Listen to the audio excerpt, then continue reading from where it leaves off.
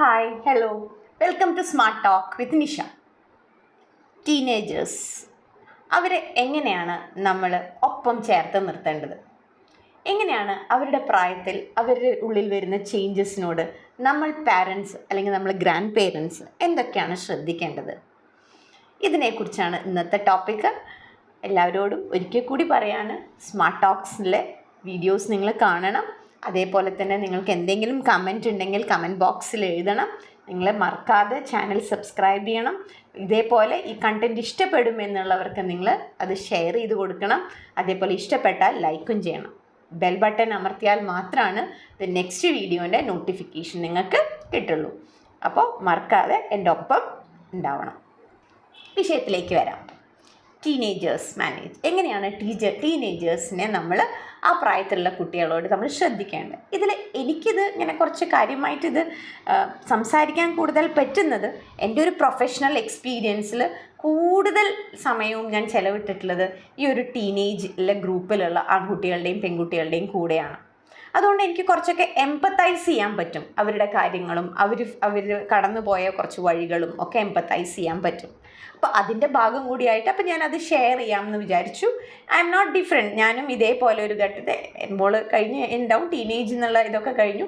എന്നാലും ഞാനും കടന്നു പോകുന്നതാണ് ആ വഴി കൂടെ എന്നുള്ളത് കൊണ്ട് തന്നെയാണ് ഷെയർ ചെയ്യുന്നത്. സോ നല്ല നല്ല വാല്യുബിൾ സജഷൻസ് എന്നേക്കാൾ ചിലപ്പോൾ നിങ്ങൾക്കും ഉണ്ടാവും. അത് കമൻറ്റ് ബോക്സിൽ തരും വേണം. അപ്പോൾ നമ്മൾ ശ്രദ്ധിക്കേണ്ട കുറച്ച് കാര്യങ്ങൾ എന്താണെന്ന് വെച്ചാൽ, ഒരുപാട് ഹോർമോണൽ ചേഞ്ച് സംഭവിക്കുന്ന ഒരു ഏജാണ് ഈ ടീനേജ് എന്ന് പറയുന്നത്. 13 മുതൽ 18 എന്നൊക്കെ പറയുമെങ്കിലും 18 ഇപ്പോഴത്തെ കുട്ടികളിൽ 18 എന്ന് വേണ്ട, നമുക്ക് കുറച്ചും കൂടി അങ്ങോട്ട് സ്പാൻ അങ്ങോട്ട് എടുത്ത് വയ്ക്കാം. ഒരു 20-21 വരെയും നമ്മൾ മനസ്സുകൊണ്ട് അവരെപ്പോഴും ടീനേജിൽ തന്നെയാണ്. അപ്പം നമുക്ക് തന്നെ എന്താണ് നമ്മുടെ പ്രായം പറയാൻ ഇഷ്ടം, എപ്പോഴും പിന്നാക്കം പറയാനല്ല ഇഷ്ടം. സോ ടീനേജിൻ്റെ ബാൻഡിൽ നല്ലോണം കുറച്ച് കുട്ടികൾ അതിലേക്ക് കയറി പോന്നിട്ടുണ്ട് എന്ന് തന്നെയാണ് മനസ്സിലാക്കേണ്ടത്. സോ കാരണം പണ്ടത്തെ പോലെയല്ല, അവർ കുറച്ചും കൂടി കൂടുതൽ ഏജ് നമ്മൾ ഫാമിലിയിൽ കുറച്ച് നാളും കൂടി നിൽക്കുന്നുണ്ട് എന്നുള്ളത് കൊണ്ട്. എങ്ങനെയാണ് ഇവരെ മാനേജ് ചെയ്യുന്നത്? ഇവരെ മാനേജ് ഏറ്റവും നല്ലൊരു ഏജാണ് ഈ ടീനേജ് എന്ന് പറയുന്നത്. രണ്ട് കൂട്ടർക്കും നമ്മുടെ മക്കൾ ടീനേജിൽ എത്തിക്കഴിഞ്ഞാൽ സത്യത്തിൽ നമുക്ക് ചിലവർക്ക് സ്ട്രെസ്സാണ് കൂടുതൽ. പക്ഷെ അല്ല, സ്ട്രെസ്സല്ല നമുക്ക് വേണ്ടത്. ഇവർ നമുക്ക് വലിയൊരു ശക്തിയാണ്. നമ്മുടെ ഏജ് കൂടുന്തോറും ഇവരുടെ ഏജ് നമുക്ക് വരുന്ന സമയത്ത് നമുക്കിതൊരു വലിയ ശക്തിയായിട്ട് തന്നെയാണ് വരേണ്ടത്. ഈ കുട്ടികൾ നമ്മുടെ ഒപ്പം ഉണ്ടാവുക എന്നുള്ളതാണ്. ഇപ്പം ഞാൻ ശ്രദ്ധിച്ചിട്ടുണ്ട്, ഞാനൊരു PT ഒക്കെ വിളിക്കുന്ന സമയത്ത് നമ്മൾ ഈ കുട്ടിയുടെ മുമ്പിൽ വെച്ച് തന്നെ നമ്മുടെ ഈ പേരൻസ് കുറേ പറയും, മാഡം എപ്പം നോക്കിയാലും മൊബൈലിലാണ്, അങ്ങനെ പറഞ്ഞാൽ കേൾക്കില്ല, രാത്രിയാവുമ്പോഴാണ് വരിക, എന്ത് പറഞ്ഞാലും കേൾക്കില്ല, അച്ഛനായിട്ട് ഇങ്ങനെ ഇതാണ് അല്ലെങ്കിൽ അമ്മയായിട്ട് ഇങ്ങനെയാണ്. ഈ കുട്ടിയുടെ മുമ്പിൽ വെച്ച് തന്നെ ഈ കുട്ടിയുടെ കുറേ കംപ്ലയിൻസ്. അപ്പോൾ ഈ കുട്ടി അടുത്ത് നിൽക്കുന്നുണ്ടാവും. അപ്പോൾ നമ്മളിങ്ങനെ ശരിയാവും നമുക്ക് തന്നെ ചിലപ്പോൾ വല്ലാതെ തോന്നും. അമ്മ അങ്ങനെ കൂടുതൽ പറയുക അല്ലെങ്കിൽ അച്ഛൻ കൂടുതൽ പറയുമ്പോൾ നമുക്ക് വല്ലാതെ തോന്നുന്നത് എന്തുകൊണ്ടാണെന്ന് വെച്ചാൽ നമ്മൾ എംപത്തൈസ് ചെയ്തിട്ടുണ്ട്. ഈ കുട്ടിയുടെ ഭാഗം നമ്മൾ കേട്ടിട്ടുണ്ട്. ഇതേ കുട്ടിയോട് നമ്മൾ PT ഒക്കെ കഴിഞ്ഞ് നെക്സ്റ്റ് ഡേയോ 2 ദിവസം കഴിഞ്ഞിട്ടോ എന്താണ്, അമ്മയ്ക്ക് തിരക്കാല്ലേ, അമ്മ ശ്രദ്ധിക്കാൻ അമ്മയ്ക്ക് നേരമില്ല അല്ലേ എന്നൊക്കെ പറഞ്ഞ് നമ്മൾ പതുക്കെ എന്തെങ്കിലും കാര്യത്തിൽ വെറുതെ അല്ല, വീട്ടിൽ വളർത്തുന്ന പ്രശ്നമാണ് നിൻ്റെ എന്ന് നമ്മൾ അറിയാതെ പറഞ്ഞാൽ ഇവർ പെട്ടെന്ന് നമ്മളോട് റിയാക്ട് ചെയ്യുന്നതാണ്. മാഡം അതൊക്കെ പറഞ്ഞോളൂ, അമ്മയും അച്ഛനെയും പറയണ്ട എന്ന് പറയും. അത് നമ്മളെ സംബന്ധിച്ച് എനിക്കത് കേൾക്കുമ്പോൾ പെട്ടെന്ന് അത് എതിർത്ത് പറഞ്ഞതായിട്ട് തോന്നിയാലും എനിക്ക് ഭയങ്കര സന്തോഷം അത് വരാറുണ്ട്. കാരണം ആ കുട്ടി സ്നേഹിക്കുന്നുണ്ടല്ലോ. ഏറ്റവും കൂടുതൽ ഞാൻ നിങ്ങളോട് സത്യം പറയാം, നമ്മളുടെ കുട്ടികളോടുള്ള സ്നേഹം പലപ്പോഴും ഉള്ളിൽ ഒതുക്കി വെക്കും, പുറത്തേക്ക് അത് കാണിക്കില്ല. ഇനി കാണിച്ചു കഴിഞ്ഞാൽ നാശമായി പോകുമെന്ന് വിചാരിച്ചിട്ട്. ഇതേ സ്വഭാവം ഈ കുട്ടികൾക്കും തുടങ്ങിയിട്ടുണ്ട്. ഇവരുടെ ഉള്ളിൽ നല്ല സ്നേഹമുണ്ട്. അവർ ഏറ്റവും കൂടുതൽ സ്നേഹിക്കുന്നത് നിങ്ങളെയാണ്. പക്ഷെ അത് നിങ്ങളോട് പറയുന്നില്ല. പക്ഷെ അവരത് പുറത്ത് പോയി കഴിഞ്ഞാൽ എന്ത് ചെയ്യുന്നുണ്ട്, പറയുന്നുണ്ട്. അപ്പോൾ ഇത് തന്നെയാണ്. അപ്പോൾ ഇതൊരു വലിയൊരു അഡ്വാൻറ്റേജാണ്, ഇതൊരു വലിയ പോസിറ്റീവാണ്. നമ്മളുടെ കുട്ടികൾ നമ്മളുടെ കുറ്റം മറ്റുള്ളവർ പറയാൻ സമ്മതിക്കും. നമ്മുടെ പേരൻസിൻ്റെ കുറ്റം അവർക്ക് കേൾക്കാൻ ഇഷ്ടമില്ല. അതിഷ്ടമില്ല എന്ന് അവർ തുറന്ന് പറയുന്നുണ്ട് എന്നുണ്ടെങ്കിൽ അത് വലിയൊരു കാര്യമാണ്. അപ്പോൾ നമ്മൾ ഇതിൽ നിന്ന് പഠിക്കാനുണ്ട്. നമ്മളും അവരുടെ കുറ്റം പുറമേ പോയിട്ട് ഒരുപാട് നമ്മൾ പറയേണ്ട ആവശ്യമില്ല. അത് നമുക്ക് കേൾക്കാം. We can listen. അവരെന്തെങ്കിലും നമ്മുടെ കുട്ടികളെ പറ്റി അവിടെ നമ്മളായിട്ട് നമ്മുടെ കുട്ടികളുടെ കുറ്റങ്ങൾ മറ്റുള്ളവരോട് പറയേണ്ട ആവശ്യമില്ല. കാരണം നമ്മുടെ കുട്ടികളുടെ കൂടെ നിൽക്കേണ്ടത് നമ്മൾ തന്നെയാണ്. അവർക്ക് എന്തെങ്കിലും കുറ്റങ്ങളോ കുറവുകളോ ഉണ്ടെങ്കിൽ അത് നമുക്ക് പരിഹരിച്ചു കൊടുക്കാവുന്നതേ ഉള്ളൂ. അത് വലിയ ഇഷ്യൂസൊന്നും അല്ല. അതിപ്പോൾ മറ്റുള്ളവരോട് പറഞ്ഞ് തീർക്കേണ്ട കാര്യമല്ല. അപ്പോൾ ഇവിടെയാണ് എൻ്റെ വിഷയം തുടങ്ങുന്നത്. നല്ല ബോണ്ടുണ്ട് പേരൻസും കുട്ടികളും തമ്മിൽ, ഗ്രാൻഡ് പേരൻസും ഗ്രാൻഡ് ചിൽഡ്രനും തമ്മിൽ ഒരു നമ്മൾ അറിഞ്ഞോ അറിയാതെയോ ഒരു നല്ലൊരു ബോണ്ട് കിടക്കുന്നുണ്ട്. ആ ബോണ്ടിലാണ് നമ്മൾ എന്ത് ചെയ്യേണ്ടത്? നമ്മൾ ഈ പറയുന്ന കാര്യങ്ങളൊക്കെ ശ്രദ്ധിക്കേണ്ടത് എന്നുള്ളതാണ്. സോ അതിലാദ്യം നമ്മൾ ചെയ്യേണ്ടത് എന്താണെന്നുണ്ടെങ്കിൽ ഒരു കാര്യം മനസ്സിലാക്കുക, ഇവർക്ക് ഒരു ഐഡൻറ്റിറ്റി ക്രൈസിസ് ഉള്ള സമയമാണ്. ഐഡൻറ്റിറ്റി ക്രൈസിസ് എന്താണെന്ന് വെച്ച് കഴിഞ്ഞാൽ ഇവർ അഡൾട്ടായി എന്നാണ്. അഡൾട്ടായി ടീനേജേഴ്സ് എന്ന് പറയുമ്പോൾ അന്ന് അഡൾട്ടായിട്ടുണ്ടോ? ഇല്ല. എന്നാൽ ആ കുട്ടിപ്രായത്തിൽ നിന്ന് പോകുന്നില്ലേ? ടോയ്സ് ആയിട്ട് കളിക്കണതും നമ്മുടെ കൈ പിടിച്ച് റോഡ് ക്രോസ് ചെയ്യുന്നതും അത് പോകുന്നില്ലേ? അവിടുന്ന് പോകുന്നു. സോ ഇതിൻ്റെ ഒരു മിഡിൽ ഇതിലാണ് ഇവർ നിൽക്കുന്നത്. സോ പലപ്പോഴും ഇവർ അഭിപ്രായങ്ങൾ പറയുമ്പോൾ ആ അഭിപ്രായങ്ങളെ അങ്ങനെയാണ് നീ ഒന്ന് മിണ്ടാണ്ടിരിക്കുക എന്ന് നമ്മൾ വലിയൊരു സംസാരിക്കുന്ന സമയത്താണ് ഇപ്പോൾ അവൻ്റെ ഒരു അഭിപ്രായം. ഇങ്ങനെയൊക്കെ പറയുന്ന സമയത്ത് ആ ഐഡൻറ്റിറ്റി ക്രൈസിസ് ഓൾറെഡി ഇതുണ്ട്. അവിടെ ഇവൻ എന്ത് വരികയാണ്? ഭയങ്കര ഫീലിങ്സും ഇമോഷൻസും വരികയാണ്. അതേസമയം അവൻ്റെ ഫ്രണ്ട്സ് ഗ്രൂപ്പിൽ അവനൊരു അഭിപ്രായം പറയുമ്പോൾ അത് കേൾക്കുന്നുണ്ട്, അത് ശ്രദ്ധിക്കുന്നുണ്ട്, അത് ചിലപ്പോൾ ഇംപ്ലിമെൻറ്റ് ചെയ്യപ്പെടുന്നുണ്ട് ഫ്രണ്ട്സിൻ്റെ ഇടയിൽ. സോ കൂടുതലും അവർ ഏത് ഗ്രൂപ്പിലാണ്? ഫ്രണ്ട്സ് ഗ്രൂപ്പിലാണ് അവർക്ക് അവരുടെ ഐഡൻറ്റിറ്റി കൂടുതലും കിട്ടുന്നത്. നമുക്കിന്ന് എല്ലാവർക്കും കൂടി സിനിമയ്ക്ക് പോവാം എന്ന് ഏതോ ഒരു കുട്ടി പറയുന്ന സമയത്ത് അതിലേക്ക് ആ കുട്ടിയുടെ ഡിസിഷനിലേക്ക് ബാക്കി എല്ലാവരും പോകുന്നുണ്ടല്ലോ. അപ്പോൾ എന്താ കിട്ടിയത്? അവിടെ ഐഡൻറ്റിറ്റി ആ കുട്ടിക്ക് കിട്ടും എന്നാണ്. ആ കുട്ടി അങ്ങനത്തെ കാര്യങ്ങൾ ചെയ്യാൻ തുടങ്ങും. അപ്പോൾ അവൻ കൂടുതലും ഏത് ഗ്രൂപ്പ് ഇഷ്ടപ്പെടും? ആ ഫ്രണ്ട്സ് ഗ്രൂപ്പ് ഇഷ്ടപ്പെടും, പീർ ഗ്രൂപ്പിനുള്ളിലേക്ക് വരും. നമ്മൾ എന്താ ചെയ്യേണ്ടത്? ആ പീർ ഗ്രൂപ്പിൽ അതേപോലെ ഒരു ഫ്രണ്ട്ഷിപ്പ് ആ ഗ്രൂപ്പിലേക്ക് നമ്മളും കയറിപ്പോകണം. നമ്മൾ പേരൻസും അതിലേക്ക് കയറിപ്പോയാൽ മാത്രമല്ല, പറ്റുമെങ്കിൽ നമ്മൾ അതിലത്തെ ഫസ്റ്റിലും സെക്കൻഡ് പൊസിഷനിലൊക്കെ ആരുണ്ടാവണം? നമ്മൾ ഉണ്ടാവണം എന്നുള്ളതാണ് ഏറ്റവും വലിയ കാര്യം. കുറച്ച് നല്ല കാര്യങ്ങൾ ശ്രദ്ധിക്കാനേ ഉള്ളൂ. ഇതൊരു വലിയൊരു ക്ലാസ്സോ ഇതൊരു ഇങ്ങനെ പഠിച്ചെടുക്കണതോ ഒന്നുമല്ല. അത് തനിയെ വരും നമ്മൾക്ക് ഉള്ളിൽ. കാരണം ഒരു കാര്യം മനസ്സിലാക്കണം, നമ്മൾ ഒരു കുട്ടിയുടെ സ്വഭാവത്തിൽ 90% നമ്മൾ അച്ഛൻ്റെയോ അമ്മയുടെയോ അമ്മുമ്മയുടെയോ മുത്തശ്ശൻ്റെയോ അച്ചച്ചൻ്റെയോ അച്ഛമ്മയുടെയൊക്കെ ഒരു ഹെറിഡിറ്ററി എവിടെയുണ്ട്? അതിൽ ഉണ്ട് അവരെ സ്വഭാവം. അത് പെട്ടെന്ന് ബാക്കി ഒരു 10% മാത്രമാണ് എക്സ്റ്റേണൽ ഫാക്ടേഴ്സിൻ്റെ കോൺട്രിബ്യൂഷൻ. നമ്മൾ എപ്പോഴും പറയാം അവൻ നാശാവാൻ കാരണം അവൻ്റെ കൂട്ടുകെട്ടാ. അല്ല, അവൻ്റെ കൂട്ടുകാരും ഇതേപോലെയുള്ള അതൊന്നും അവന് സഹിക്കാനേ പറ്റില്ല, അങ്ങനത്തെ ടോക്കുകളൊന്നും. കാരണം അവന് ഏറ്റവും കൂടുതൽ ഐഡൻറ്റിറ്റി കിട്ടുന്ന ആ സ്ഥലത്ത് അവരാണ് ഇവനെ നാശാക്കുന്നതെന്നൊക്കെ കേട്ട് കഴിഞ്ഞാൽ ഇവന് പെട്ടെന്ന് എന്ത് ചെയ്യാൻ പറ്റും? ഇവന് പെട്ടെന്ന് നമ്മളോട് റെബലാവാൻ തോന്നും. നമ്മളാണ് ഇവൻ്റെ ശത്രുവായിട്ട് എന്ത് ചെയ്യുക? മാറുക എന്നുള്ളതാണ്. സോ നമ്മൾ എന്ത് ചെയ്യണം? ഇവൻ്റെ ഈ ഐഡൻറ്റിറ്റി അവരെ ആക്സെപ്റ്റ് ചെയ്യുന്ന പോലെ ഇവൻ പറയുന്ന ആൺകുട്ടിയായാലും ഇവൾ എന്നൊക്കെ ഞാൻ പറയുന്നത് പെൺകുട്ടി ആയാലും ആൺകുട്ടിയായാലും അതിലൊരു വ്യത്യാസവുമില്ല. ഓക്കെ, അവർ പറയുന്ന കാര്യങ്ങൾ നമ്മളൊന്ന് എന്ത് ചെയ്യണം? നമ്മളൊന്ന് അണ്ടർസ്റ്റാൻഡ് ചെയ്യണം. പിന്നെ പല സ്ഥലത്തും നമ്മൾ കണ്ടിട്ടുണ്ട്, നമ്മൾ കുട്ടികളോട് പറയും, ഇപ്പോൾ പെൺകുട്ടികളാണെങ്കിൽ അച്ഛന്മാരോടാണ് അവർക്ക് കൂടുതൽ ഇഷ്ടം. ആൺകുട്ടികളാണെങ്കിൽ നമ്മൾ ഈ ആദ്യം ആൾക്കാരുടെ ഒരു ചോദ്യമുണ്ട്, അമ്മയാണോ ഇഷ്ടം അച്ഛനെയാണോ ഇഷ്ടം എന്നുള്ള ചോദ്യമുണ്ട്. ഇത് നമ്മൾ എപ്പോഴും ഇതിനൊരു ആൻസർ നമ്മൾ കുട്ടിക്കാലത്ത് തന്നെ നമ്മുടെ കുട്ടികളെ പറഞ്ഞു പഠിപ്പിക്കണം.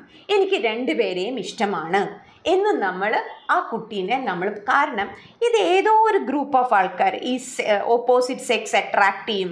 ഇതൊന്നും സത്യം പറയുകയാണെങ്കിൽ ഇതിലൊക്കെ ഒരു റിസർച്ച് നടക്കണം. കാരണം എനിക്ക് തന്നെ അറിയാം, മകളാണ് കൂടുതൽ അറ്റാച്ച്മെൻറ്റ് അച്ഛനോടാണ് എന്ന് പറയുമ്പോൾ സത്യത്തിൽ ഞാൻ തന്നെ ചെയ്തിട്ടുള്ളൊരു കാര്യമാണ്. എൻ്റെ വർക്ക് കുറയ്ക്കാൻ വേണ്ടിയിട്ട് എനിക്കറിയാം എൻ്റെ വർക്കിൻ്റെ റെസ്പോൺസിബിലിറ്റീസ് ഒക്കെ ഒന്ന് ലൈറ്റ് ആക്കാൻ വേണ്ടിയിട്ട് ഞാൻ എന്ത് പറയും, ഞാൻ പറയണേക്കാട്ടിലും മുമ്പ് അച്ഛൻ നിങ്ങൾ പറയുന്നതായിരിക്കും കൂടുതൽ നന്നാവുക. അതാ അങ്ങനെ പറഞ്ഞിട്ട് ഞാൻ എവിടെയോ എൻ്റെ റെസ്പോൺസിബിലിറ്റീസിന് മാറിയിട്ട് ആ റെസ്പോൺസിബിലിറ്റി അങ്ങോട്ട് കൊടുത്തപ്പോൾ അവരത് നീറ്റായിട്ട് ചെയ്തു, ഭംഗിയായിട്ട് അവരത് പെർഫോം ചെയ്തു. നാച്ചുറലി ആ കുട്ടിക്ക് എന്ത് തോന്നുന്നു, അച്ഛനോടാണ് കൂടുതൽ ഇഷ്ടം വരുന്നു, അങ്ങനെ കാര്യങ്ങൾ വരുന്നു. അതല്ലാതെ ആ കുട്ടി വേണമെന്ന് വെച്ചിട്ട് അച്ഛനോട് കൂടുതൽ ഇഷ്ടപ്പെട്ടതോ അമ്മോട് ഇഷ്ടപ്പെടാതിരുന്നോ അല്ല. ഇനി നേരെ തിരിച്ചുകൊണ്ട് ഇത് ബോയ്സിൻ്റെ കാര്യത്തിൽ അമ്മോടാണ് അച്ഛൻ എപ്പോഴും അവനെ ഇഷ്ടം അമ്മയാണ്.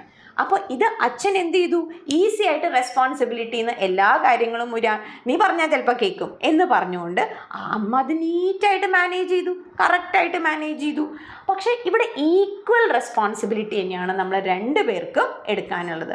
തെറ്റില്ല, ഒരാൾ കുറച്ച് കൂടുതൽ കൺസിഡറേഷൻ കൊടുക്കുന്നു തരും, പക്ഷെ നല്ലോണം ശ്രദ്ധിക്കണം ദി അതർ പാർട്ട് നീങ്ങിപ്പോയിട്ട് ഒരാളുടെ കയ്യിലേക്ക് മാത്രം പോകരുത് എന്നുള്ളത് നമ്മൾ നല്ലോണം ശ്രദ്ധിക്കണം എന്നുള്ളതാണ്.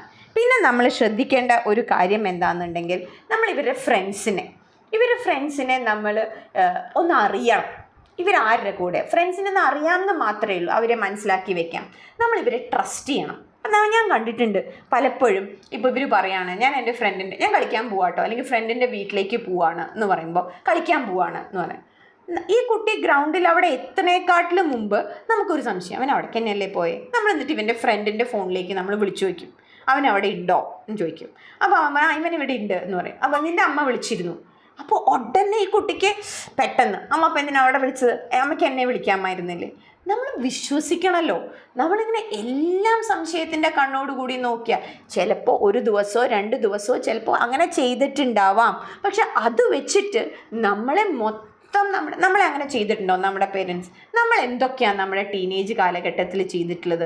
അപ്പോൾ അത് എന്ന് വിചാരിച്ചിട്ട് നമ്മൾ അതൊക്കെ വലുതാക്കി പറഞ്ഞിട്ടുണ്ടാവും. ഞാൻ അങ്ങനെ ക്ലാസ് കട്ട് ചെയ്തു, ഞാൻ ഇങ്ങനെ ചെയ്തിട്ടുണ്ട്, ഇതൊക്കെ നമ്മളൊരു ഹീറോയിക് വേർഷനൊക്കെ അപ്പോൾ കൊടുത്തിട്ടുണ്ട്. ഇനി ഈ കുട്ടി ചെയ്യുന്ന സമയത്ത് നമുക്കതൊക്കെ എന്താവുക, പ്രശ്നങ്ങളായിട്ട് മാറുക എന്നുള്ളതാണ്. ഒന്നുകിൽ നമുക്കത് മിണ്ടാതിരിക്കാം, അതല്ലെങ്കിൽ നമ്മൾ എന്ത് ചെയ്യണം, നമ്മൾ കുറച്ചൊന്നല്ല, നമ്മുടെ മക്കൾ നമ്മുടെ ശത്രുക്കളല്ല. അവർ നമ്മുടെ ഒപ്പം നിന്ന് നമ്മളെ ഡിസിഷൻ മേക്കിങ്ങിന്, നമുക്കൊരു പ്രശ്നം വന്നു കഴിഞ്ഞാൽ അവർ വരും, ഉറപ്പാണ്. അവർ നമ്മളെ ചേർത്തി നിർത്തും. നമ്മൾ അവരെ എപ്പോൾ ചേർത്തി നിർത്തിയിട്ടുണ്ടോ അതേപോലെയൊക്കെ നമ്മൾ എന്ത് ചെയ്യും, നമ്മുടെ പ്രശ്നങ്ങളൊക്കെ അവരോട് നമ്മൾ സംസാരിക്കണം. അവരുടെ കുറേ കാര്യങ്ങൾ നമ്മളൊന്ന് കേൾക്കണം. നമ്മൾ ഡിക്റ്റേറ്റർ ആവണ്ട. നമ്മൾ ലിസൺ ടു ദം. നമ്മൾ അവരെ കേൾക്കൂ, അവർ പറയുന്നതിനൊക്കെ നമ്മളും പക്ഷെ നിങ്ങൾക്ക് അങ്ങനെ ചെയ്തൂടെ, അപ്പോൾ നീ അങ്ങനെ ചെയ്തോ. നമ്മൾ ഡിക്റ്റേറ്റർ, കാരണം ദേ ആർ ഫീലിംഗ്, അവർക്ക് ഡിസിഷൻ മേക്കിംഗ് സ്കില്ലുണ്ട്. അവർ നമ്മളോട് പറയുന്നത് എന്തിനാണെന്ന് വെച്ചാൽ നമ്മളും കൂടിയും അത് കേട്ട് നമുക്ക് എന്തെങ്കിലും നീ ഇങ്ങനെ ഒന്ന് ചെയ്തു നോക്കി ചിലപ്പോൾ നിനക്ക് അത് അങ്ങനെയായിരിക്കും നല്ലത് എന്നൊക്കെ നമ്മൾ പറയുന്നതാണ് നല്ലത്. അങ്ങോട്ട് പോകാൻ പാടില്ല, ഇങ്ങനെ ചെയ്യുക, നീ ഒന്നും മിണ്ടാണ്ടിരിക്കടാ. ഇങ്ങനെയൊക്കെയുള്ള ഈ ഡിക്റ്റേറ്റർഷിപ്സ് ഉണ്ട്. അതേപോലെ നീ നോക്കി നോക്കൂ ഡ്രസ്സിങ്. എന്നിട്ട് അവർക്ക് കണ്ണാടി, ഈ ഏജിൽ അവരെ സംബന്ധിച്ച് mirror is A good friend. കാരണം അവർ ഷേപ്പ് ചെയ്യാണ്, അവരെ ഫിസിക്കലി അവരുടെ ഇത് ഒരു ഐഡൻറ്റിറ്റി കൊടുക്കുകയാണ്. നമ്മൾ മുടിയൊക്കെ ചീന്തി കൊടുത്ത് നമ്മൾ കുറേ ദിവസം അവരായിട്ട് കളിച്ചില്ലേ. 13 വയസ്സ് വരെ നമ്മൾ കണ്ണെഴുതി കൊടുത്തിട്ടും നമ്മൾ പൊട്ട് ചെയ്ത് കൊടുത്തിട്ടും നമ്മൾ പറഞ്ഞ ഡ്രസ്സ് ഒക്കെ ഇട്ടിട്ട് തന്നെയല്ലേ അവർ നടന്നിരുന്നത്. ഇനി ഒരു 15ഓ 14ഓ ആവുമ്പോൾ അവരുടെ രീതിയിലൊന്ന് ഹെയർ ഒന്ന് മാറ്റി ചെയ്യുന്നതോ ഇതൊക്കെ അതൊക്കെ വലിയൊരു സംഭവമായിട്ട്, അവർ ചിലപ്പോൾ മുടി വളർത്തുന്നതും മുടി കെട്ടിവെക്കുന്നതും അവർക്കൊരു ഐഡൻറ്റിറ്റി കിട്ടാൻ വേണ്ടിയിട്ടാണ്. കാരണം അവരെല്ലാവരും നോക്കുകയാണ്. ചിലപ്പോൾ അവനാവശ്യം അവനെല്ലാവരും നോക്കണം എന്നുള്ളതാണ്. അപ്പോൾ അവൻ ആ മുടി കെട്ടി വെക്കുന്നത് കൊണ്ട് അവൻ വില്ലനായതുകൊണ്ടൊന്നും അല്ല, അവനെ എല്ലാവരും നോക്കുന്നു, അവനെ അപ്രീഷിയേറ്റ്. വെറുതെ നോക്കി വെക്കാൻ മുടി, എന്ത് നല്ല മുടിയാണ്, നമുക്ക് പോലും ഇത്ര മുടിയില്ല, ഇങ്ങനെയൊക്കെ പറയുമ്പോൾ അവനതൊക്കെ കാണുന്നുണ്ട്, അവനെ ശ്രദ്ധിക്കും. അവനതിൽ നിന്നൊരു സന്തോഷം കിട്ടുകയാണെങ്കിൽ കിട്ടട്ടെ, നമുക്കെന്താ ദോഷമുള്ളത്? നമുക്കതിലൊരു ദോഷവും ഇല്ല. അപ്പോൾ നമുക്കൊന്ന് പറയാം എന്തോ ഞങ്ങൾക്ക് ബുദ്ധിമുട്ട്, പക്ഷെ അവനത് പറയും. ഞാൻ തന്നെ അറിയാം, എനിക്ക് തന്നെ അറിയാം, മുടി വളർത്തുന്ന കുട്ടികൾ കുറേ പേര് അങ്ങനെ ഒരു ഗ്രൂപ്പിലുണ്ട്. അവർക്ക് സിനിമയിലൊക്കെ ഷൂട്ടിങ്ങിനൊക്കെ അവരെ വിളിക്കൂ അത്രേ. അവർക്ക് അതിൽ നിന്ന് ഏർണിങ്സ് ഉണ്ടാക്കുന്ന കുട്ടികളുണ്ട്. ക്യാൻസർ പേഷ്യൻസിന് മുടി കൊടുക്കുന്ന കുട്ടികളുണ്ട്, ബോയ്സ് ഉണ്ട്. കാരണം ഇതിനൊക്കെ ഒരു ഗ്രൂപ്പും ഇതിൽ നിന്നൊക്കെ റവന്യൂ ഒക്കെ ഉണ്ട് ഇവർക്ക്. നമ്മളിതൊന്നും അറിയുന്നേ ഇല്ല, നമുക്ക് തോന്നുന്നത് എന്താ ഇങ്ങനെ. അതേപോലെ അവർ കുറച്ച് ഗേൾസൊക്കെ ആണെങ്കിലും അവർ കുറച്ച് ലിപ്സ്റ്റിക്കോ കുറച്ച് അവരുടെ ഇതിലോ നിൽക്കുകയാണെന്നുണ്ടെങ്കിൽ നമ്മൾ എന്തിനാണ് അവരെ എന്ത് ചെയ്യുന്നത്, ഇങ്ങനെ ഇതൊന്നും ചെയ്യാൻ പാടില്ല, ഇതൊക്കെ വേഷം കെട്ടലാണ്, ഇതെങ്ങനെയാണ് അവരത് തനിയെ അവരെന്ത് ചെയ്തോളും, കറക്റ്റ് ചെയ്തു. Let them stand before the mirror. ഒരു നല്ല കണ്ണാടി മേടിച്ചു കൊടുത്ത് നോക്കൂ. 13 വയസ്സ് നീ ഒന്ന് വാങ്ങിച്ചു, നിങ്ങൾ ആ റൂമിലൊന്ന് സെറ്റ് ചെയ്ത് കൊടുക്കൂ. നിങ്ങൾ അവർക്ക് ചെയ്തു കൊടുക്കുന്ന ഏറ്റവും നല്ല, നമ്മൾ അതിന് കുറച്ച് നേരം അതിൻ്റെ മുമ്പിൽ നിൽക്കുമ്പോൾ നമ്മൾ ഏത് നേരം നോക്കിയാലും അതിൻ്റെ മുമ്പിൽ നിൽക്കുകയാണ്. വേണ്ട, അതൊക്കെ വാങ്ങിയ കുറച്ച് ദിവസമാണ് അവരതിൻ്റെ മുമ്പിലൊക്കെ നിൽക്കുള്ളൂ. അത് കഴിഞ്ഞ് കഴിഞ്ഞാൽ അവർ തന്നെ അവരെ വർക്കിലേക്ക് പോയിക്കോളും എന്നുള്ളതാണ്. അവർ പഠിക്കുന്നില്ല, അവർ കുറേ നേരം മൊബൈലിൽ കളിക്കുന്നു. ഇതൊക്കെ നമുക്ക് പറഞ്ഞ് മനസ്സിലാക്കി കൊടുക്കാം. പെട്ടെന്ന് നമ്മൾ പറയുന്നത് കേട്ടില്ല എന്നുണ്ടെങ്കിലും അവരത് കേൾക്കുന്നുണ്ട്. അവർക്ക് നമുക്ക് ദോഷങ്ങളും നോ പറയേണ്ടടുത്ത് അവരോട് നോ പറയാൻ എങ്ങനെയാണ് ചെയ്യേണ്ടത്, യെസ് പറയേണ്ടടുത്ത് യെസ്, നമ്മളൊന്ന് അവരോട് ചേർന്ന് നിന്ന് ഒപ്പം നിന്ന് നമ്മൾ ചെയ്ത് അവരെ അങ്ങോട്ട് മാറ്റി നിർത്തിയിട്ട് പെട്ടെന്ന് നമ്മൾ അവരെ കൈവിടുകയാണ്. 13 കുറച്ച് നാളും ടോയ്സും ഇതൊക്കെ നമ്മുടെയൊക്കെ ചെയ്തിട്ട് പെട്ടെന്ന് അവർക്കും അവരുടെ ഐഡൻറ്റിറ്റി കൈ പോകുമ്പോൾ നമ്മളിങ്ങനെ വിട്ടു കൊടുക്കണം. നമ്മൾ കൈയൊന്ന് വിട്ടു കൊടുക്കണം, പക്ഷെ നമ്മൾ തോളത്ത് ചേർത്ത് വെക്കണം. അവരെ പാറ്റ് ചെയ്യേണ്ട സമയത്ത് മറ്റുള്ളവർ അവനോട് ഗുഡ്, എക്സലൻ്റ് എന്നൊന്നും പറയില്ല, നമ്മൾ തന്നെ പറയണം. നിൻ്റെ എക്സലൻ്റ് ആയിട്ടുണ്ട്, നന്നായിട്ടുണ്ട്, നിനക്ക് ചെയ്യാൻ പറ്റുന്ന രീതിയിൽ നീ ചെയ്തിട്ടുണ്ട്. എപ്പോഴും അവർക്ക് സെൽഫ് പാറ്റിങ് ബുദ്ധിമുട്ടാവും. മറ്റുള്ളവർ അവരെ അംഗീകരിക്കുകയൊന്നുമില്ല. നമ്മൾ ചെയ്തു കൊടുക്കണ്ടേ നമ്മുടെ മക്കളെ നല്ല കാര്യങ്ങൾ ചെയ്തു കൊടുക്കണ്ടേ. ചിലപ്പോൾ നമ്മുടെ മക്കളുടെ ഏതെങ്കിലും ഫീച്ചേഴ്സൊക്കെ, ഇപ്പോൾ പെൺകുട്ടികളുടെയൊക്കെ ഏതെങ്കിലും ഫീച്ചേഴ്സൊക്കെ നല്ല ഭംഗിയുണ്ടാവും, നല്ല കണ്ണാവും. അപ്പോൾ നമ്മൾ തന്നെ പറയണം നിൻ്റെ കണ്ണ് നല്ല കണ്ണാണ്. നമ്മളിത് പറയാൻ മിസ്സായി കഴിഞ്ഞാൽ വേറെ ആൾക്കാർ അത് പറയാൻ തുടങ്ങും. അവർക്ക് എന്ത് തോന്നും, അട്രാക്ഷൻ തോന്നും. കണ്ണ് നല്ലതാണ്, കൈ നല്ലതാണ്, വിരൽ നല്ലതാണ് എന്ന് നമ്മൾ പറഞ്ഞിട്ടില്ലെങ്കിൽ ആ ഗ്യാപ്പിൽ വേറെ ആൾക്കാർ വന്നിട്ടത് പറഞ്ഞു കഴിഞ്ഞാൽ ചിലപ്പോൾ അവരിലേക്ക് കൂടുതൽ അട്രാക്റ്റഡായി പോവാൻ സാധ്യതയുണ്ട്. ഏറ്റവും സുഖമാണ് ടീനേജേഴ്സിനെ മാനേജ് ചെയ്യുക എന്ന് പറഞ്ഞു കഴിഞ്ഞാൽ, അവർ മാനേജ് ചെയ്യാൻ നമ്മൾ സക്സസ്ഫുൾ ആയോ, നാളെ ഒരു ഇൻ്റർവ്യൂവിൽ അവരോടൊരു ക്വസ്റ്റ്യൻ ചോദിക്കും, who is your role model എന്ന് പറയും. അവരുടെ വായെന്ന് വരും my role model is my father, അല്ലെങ്കിൽ my role model is my mother. അത് പറഞ്ഞാൽ നമുക്ക് കിട്ടുന്ന ഒരു പത്മശ്രീയാണത്. കാരണം അത്രയും നമ്മൾ അതിനെ മാനേജ് ചെയ്തതുകൊണ്ടാണ് നമ്മൾ അവരുടെ റോൾ മോഡലായത്. So thank you for watching me. ശ്രദ്ധിക്കുക, നമ്മുടെ ഒപ്പം ശക്തിയോടെ ആൺകുട്ടികളും പെൺകുട്ടികളും ഉണ്ടാവട്ടെ. അമ്മമ്മമാരും മുത്തശ്ശന്മാരും ഒക്കെ ഈ കാര്യങ്ങൾ ശ്രദ്ധിക്കണം. കാരണം അവർക്ക് ഫീൽ ചെയ്യണം, നമ്മൾ അവരുടെ അടുത്ത് നിന്ന് മാറിക്കഴിഞ്ഞാൽ അവർക്ക് മിസ്സിങ് ആവണം. നമ്മൾ അവരുടെ അടുത്ത് നിന്ന് പോയി കഴിഞ്ഞാൽ നന്നായി, അത് ആ തള്ള വൈബ് പോയി, ആ തന്ത വൈബ് പോയി, അങ്ങനെയല്ല അവർ പറയേണ്ടത്. നമ്മൾ അവിടുന്ന് മാറിക്കഴിഞ്ഞാൽ അവർക്ക് തോന്നണം യെസ്, അവർക്ക് ഫീൽ ചെയ്യണം നമ്മുടെ positive energy. So thank you four hearing me. ശ്രദ്ധിക്കും, ഞാനും നിങ്ങളെപ്പോലെ തന്നെയാണ്, മാറി നിന്നിട്ടല്ല ഞാൻ സംസാരിക്കുന്നത്. ഇതേ ഒരു ലേവ് ലെങ്ത്തിൽ തന്നെ പോകുന്നതാണ്. But easy to manage them. Thank you. Subscribe ചെയ്യണം, ലൈക്ക് ചെയ്യണം, ഷെയർ ചെയ്യണം, ബെൽ ബട്ടണും അമർത്തണം.